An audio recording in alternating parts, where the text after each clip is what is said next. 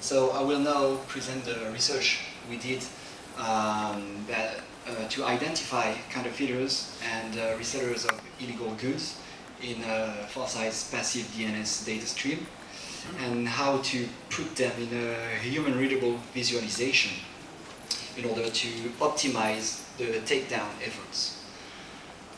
I will first go through the methodology, how we process the data, how we refine it, and how we cluster it and put it in a nice looking visualization that is human-friendly. And after that, we will go through a use case. First, a quick word about our software architecture. I wanted to mention that we did everything with just this awesome piece of open source software, which is Redis. It's originally it was just a key value store, but you can do much more than that.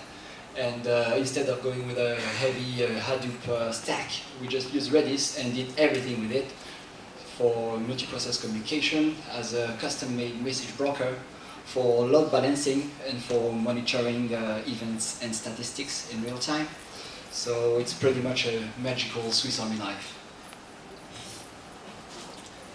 So, Andrew already explained what is a passive DNS. Here you have a concrete example. It's a data stream made of records, more or less JSON records, that look like this. First, we subscribe to Farsight's passive DNS stream, where we see 5,000 observables per second. The observables are called resource record set, and they look exactly like this. So it's a record with attributes and values, and some are more interesting than the others, especially the RR name, which is the domain name, basically, and also the R data, which is the IP address. So here you have, for example, the two different IP addresses that are bound to the same domain cyberangel.com, but at two different times. So we get a stream in real time of these DNS queries. So what we will do is we subscribe to Farsight's passive DNS and we filter it first using keywords. So what kind of keywords? Because we are targeting counterfeiters and resellers of illegal goods, we will first look for brand-specific keywords. So sorry, there's one picture missing. But if we are looking for narcotics, I will look for the keyword Viagra for Cialis.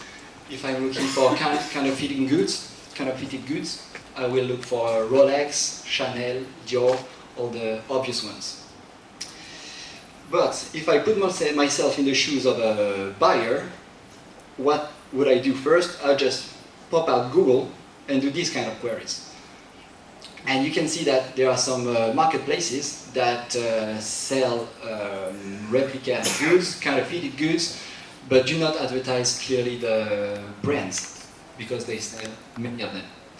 So it's also very relevant to use to look for generic keywords. Here there would be cheap, replica, handbags, watches. So now I have these two different sets of keywords I'm looking for in the passive DNS stream, the generic keywords and the brand-specific keywords.